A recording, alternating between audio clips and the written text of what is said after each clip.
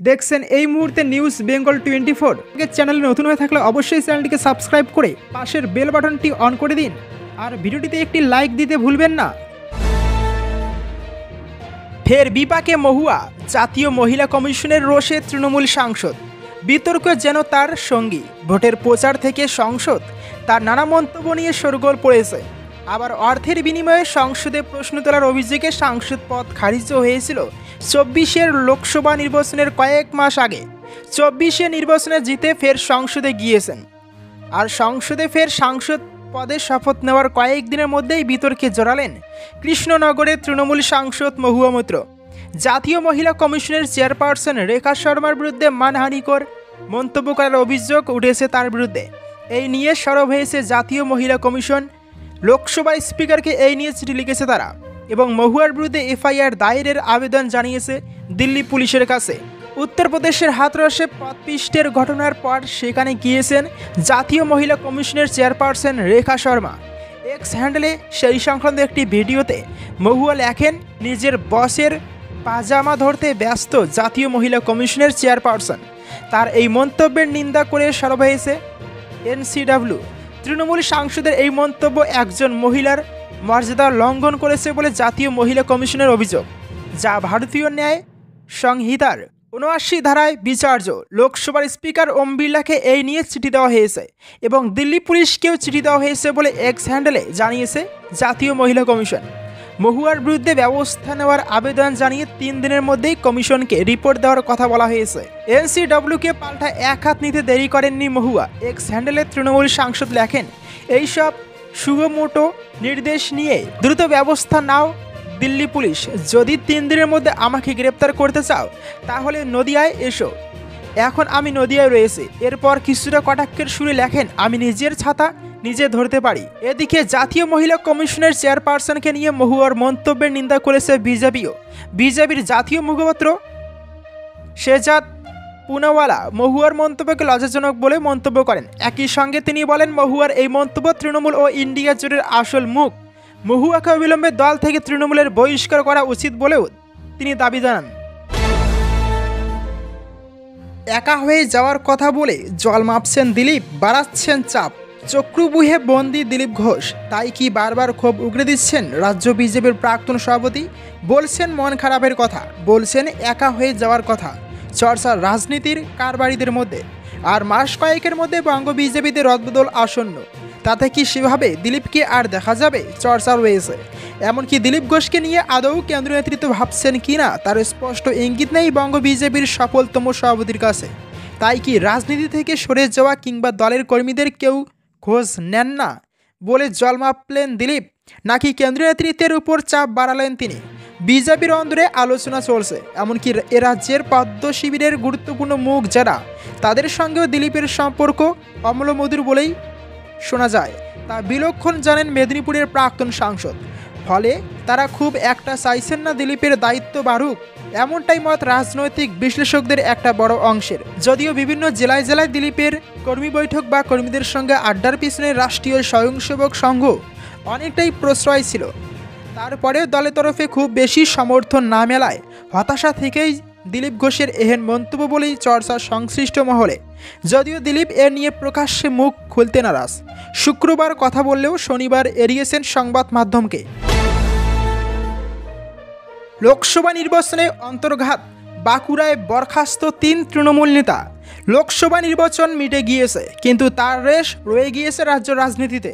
এবারে নির্বাচনে বাংলায় 42টি আসনের মধ্যে তৃণমূল 29টিতে জয় পায়।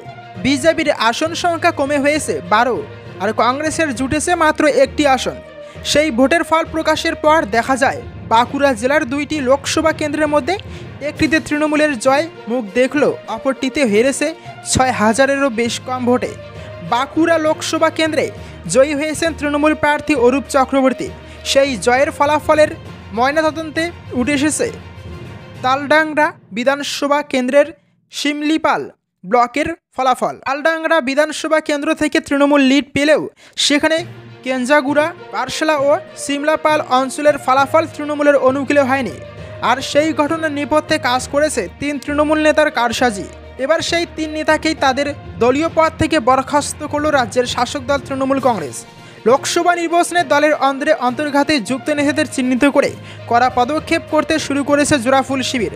সেই সূত্রেই সামনে এসেছে বিরোধীদের সঙ্গে যোগ সাজস করে দলবিরোধী কাজ করেছেন দলেরই কিছু পদাধিকারী। এবার তাদের বিরুদ্ধে পদক্ষেপ করা শুরু হয়েছে। সেই তালিকায় নাম উঠেছে বাঁকুড়া জেলার শিমলাপাল ব্লকের 3 তৃণমূল নেতার নাম, যারা ওই ব্লকের 3টি এলাকার অঞ্চল সভাপতি। এই 3 নেতা হলেন শিমলাপালের অঞ্চল সভাপতি বিবেকানন্দ সিংহ মহাপাত্র, পার্সলার অঞ্চল সভাপতি দেবাশিস গুলি ও কেঞ্জাগুড়ের অঞ্চল সভাপতি রঞ্জিত চট্টোপাধ্যায়। দলের লেটার হেডে রীতিমতো চিঠি দিয়ে বরখাস্ত করা হয়েছে এই 3 জনকে। তৃণমূল নেতৃত্বের দাবি আপাতত 3 জন অঞ্চল সভাপতির বিরুদ্ধে কড়া ব্যবস্থা নেওয়া হলেও আগামী দিনেও এই প্রক্রিয়া চলতে থাকবে। যেখানে যেখানে দেখা যাবে দলের সদস্য বা দলের পদাধিকারী হয়ে কেউ দলবিরোধী কাজ করেছেন, সেখানেই পদক্ষেপ করা হবে। বাঁকুড়া লোকসভা কেন্দ্রে এবারে কেন্দ্রীয় প্রতিমন্ত্রী সুভাষ সরকারকে হারিয়ে 33,000-এরও বেশি ভোটে জয়ী হয়েছেন অরূপ চক্রবর্তী। কিন্তু তৃণমূলের হিসাব ওই 3 নেতা এলাকার ভোট বিজেপিকে পাইয়ে না দিলে জয়ের ব্যবধান 50,000 ছাড়িয়ে যেত। এখন থেকেই তাই এই ধরনের নেতাদের বিরুদ্ধে পদক্ষেপ না করলে 2 বছর বাদে হতে চলা রাজ্য বিধানসভা নির্বাচনে দলকে অনেক ভোগান্তির মুখে পড়তে হবে। সেই লক্ষ্যেই এখন থেকেই কড়া পদক্ষেপ নেওয়া হবে। জোড়াফুল শিবির সূত্রে জানা গিয়েছে, লোকসভা নির্বাচনে এবার তৃণমূলের আসন বাড়লেও খুব একটা স্বস্তি কিন্তু নেই দলের অন্দরে। কেননা বহু জায়গায় ফলাফলের বিশ্লেষণে দেখা যাচ্ছে তৃণমূলের কাছে গলার কাটা হয়ে রয়েছে দলের কর্মীদের একাংশের লাগাতার অন্তর্ঘাতের ঘটনা। দুজনই ঘুরিয়ে দিল খেলা। কয়লা পাচার মামলায় নয়ামোড়, তোলপাড় বাংলা। কয়লা পাচার মামলা নিয়ে দীর্ঘদিন ধরে উত্তাল রাজ্য রাজনীতি।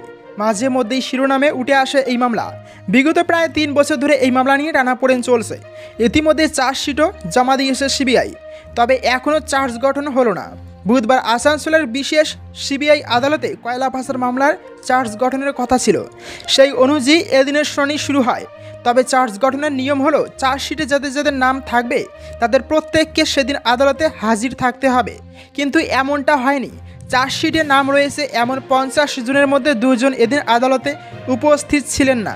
সেই কারণে এদিন এই মামলার চার্জ গঠন সম্ভব হলো না। গত মে মাসে এই মামলার ট্রায়াল শুরু হওয়ার কথা ছিল। সেবারও 3 জন অভিযুক্ত হাজির না থাকায় চার্জ গঠন সম্ভব হয়নি। এরপর চার্জ গঠনের দিন পিছিয়ে তা 3রা জুলাই করা হয়।